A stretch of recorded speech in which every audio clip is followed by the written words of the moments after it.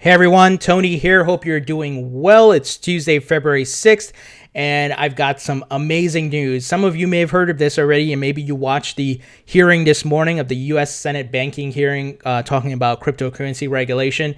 But the hero, guys, who I think saved this market from crashing even further is Christopher Giancarlo. This guy's a hero, guys. I'm going to read what he said. This guy really understands the technology and the potential of cryptocurrencies and the digital ledger and blockchain and so forth. So just a quick reminder, he is the chairman of the United States Commodity Futures Trading Commission, the CFTC. And just a quick quote here. This is a photo of him. He said, "We owe it to this generation to respect their interest in this new technology with a thoughtful regulatory approach." So this guy gets it. He sees the potential in technology, and he's saying there needs to be regulation, but we can't stifle the innovation, the technology, and the potential that that cryptocurrencies have. Now, the markets are seem to be reacting to this positively. We're seeing some upward trend here. We're seeing some green. Bitcoin is back up to over 7,700. So definitely a good sign. Now, I don't want to jump the gun and say that we're fully rebounding. I think some of still the negative news that piled up in January. There was so much negative news. It's still affecting the market, and people are going to have to get their confidence back up. We got to let that stuff die down. But I think the stage is being set for an awesome 2018. I've been reporting to you guys the amount of exchanges that are expanding to the U.S. and even globally, even in United Arab Emirates, listing more cryptocurrencies, some accepting, such as Bittrex, accepting U.S. fiat dollars. So there is a lot of things being in the works right now. The stage is being set. The U.S. is going to have relaxed regulations, and the U.S. is a world leader in many things. So I think a lot of countries are going to follow suit, and I think this is awesome news. So let's get into some takeaways from what he said. So this guy really gets it. He mentioned his kids. He tried to get them to invest in stocks. He gave them money to invest in stocks, and they were like, whatever, we don't care. But they are super interested and hooked on cryptocurrencies. They asked him, should they invest in it? So he was giving that perspective, like his kids are super interested into it. And he said the government has to respect that and has to develop a positive outlook about that. And he said, while there is a lot of scams and fraudsters in the market, which has to be cracked down on, like the BitConnect of the world and the Voracoin and all that crap.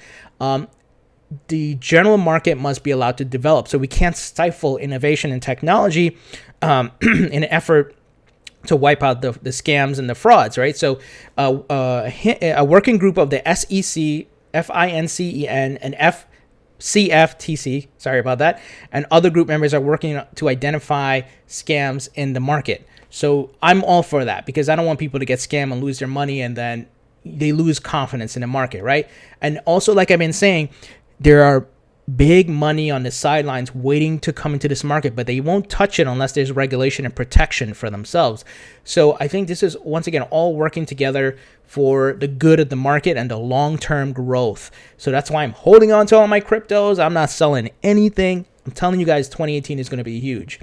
When asked if crypto has any intrinsic value, he said there is intrinsic value in relation of the value of Bitcoin and the cost of mining it. So this guy gets it. What Bitcoin is not pulled out of the air with magic, right? There's computing costs, there's mining costs, electricity costs, and time. Time is money. So he understands it. He gets it. He understands that there's a cost to actually developing Bitcoin, or mining Bitcoin, I should say.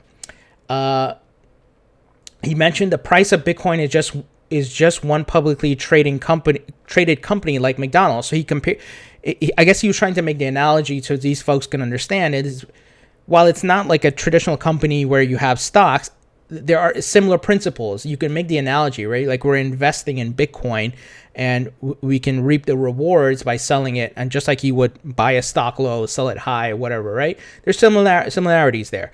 He said, it's like a drop. Bitcoin is really a drop of water in a pond almost, right? Where in comparison, global money supply is $7.6 trillion. And since Bitcoin has been compared to digital gold, the value of gold in the world is 8 trillion. So Bitcoin and cryptos are nowhere near that. So he tried to put things in perspective for these guys on the Senate committee. And what was pretty interesting, he mentioned HODL, right? Or HODL, or, people pronounce it differently. So I thought that was funny. And he mentioned that, according to him, it means hold on for dear life. And just a quick note here, a quote, we must crack down hard on those who abuse our young enthusiasm for Bitcoin and blockchain technology. So from that statement, you see that he sees the enthusiasm, he sees the value, he sees that people are into it, and the technology has potential, but we got to crack down on those who are trying to abuse the system, the BitConnects, the Devora coins, and things like that. So, guys, this is huge positive news, and I expect other countries to follow suit, and the stage is being set for a massive growth and more money to come into this market. So I hope some of you bought the dip. I'm not saying you have to. I'm not giving you investment advice, but I hope that you were able to do that and you made that informed decision. Even if you didn't and you just held on to your cryptos, I think that was a smart move as well. You didn't, panic sell and lose money, because you only lose when you sell. Even if something goes on, similar to holding a stock. If you buy a stock low, you bought Apple in early days and you sold some, and you're still holding on to some, and then like the stock market crashed. Well, everything kind of went down, but that doesn't mean you lost anything until you sell. So I think this is huge. Now, I want to play this video. It's 2 minutes long. It's really some just really an important conversation that was taking place. So I'm going to play this for you guys. I hope you stay and listen to this. Sorry for the long video, but I think this is helpful and useful. Thank you, gentlemen, for your appearance today. I want to continue on line of questioning that Senator Warner began. So putting aside Bitcoin or other kinds of cryptocurrencies that are based on blockchain or distributed ledger technology, what are your thoughts on the potential value of that underlying technology of blockchain and distributed ledger technology, both to enterprises and consumers and perhaps to government agencies? It's important to remember that if there were no Bitcoin, there would be no distributed ledger technology. It grew out of that technology initiative. And the potential applications, and by the way, I'm no pie in the sky dreamer. I just report what I read, but the applications range from enormous potential in financial services industry and the banking industry, but right down to the way charity dollars are spent, the way perhaps refugees are accounted for across the globe. There was an article just this morning about the use of distributed ledger technology for 2.5 billion people around the world who don't have access to banking services. One of the areas that, in our own area of agriculture futures, 66 million tons of American soybeans were just handled through a blockchain transaction by the Dreyfus Company for sale to China. So Bitcoin is now being used. It's used in our American transportation and logistics system. And most importantly, the potential of distributed ledger technology for regulators to be able to do really close market surveillance. And if it had been available in 2008, if we had been able to see the counterparty credit exposure of one bank to another bank in real time with precision, that would have enabled much more precise policy choices that had to be made in a rush without good data. So I think distributed ledger technology is good.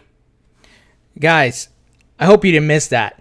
He said if they had blockchain technology back before the 2008 crash, right, where the banksters crashed the economy and all of that with the toxic mortgages and so forth, if they had that technology set up where they can see real-time data, what's coming through, rather than having to wait for the aggregate of data and big data, maybe months later before when it's too late, they could have made informed decisions to change policy and stop certain things that, maybe prevent the recession from happening.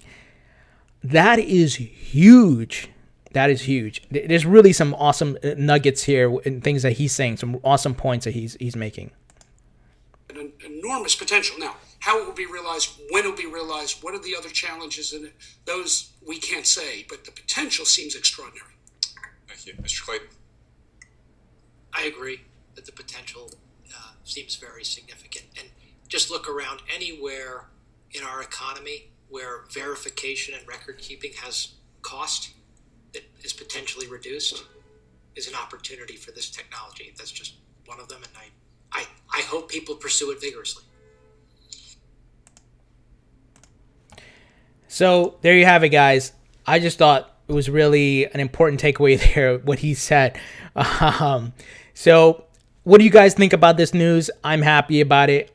Once again, the stage is being set for a huge 2018. So leave your comments in the comment section below. If you like this video, thumbs up. And please subscribe for more videos on cryptocurrencies. I'll talk to you guys later.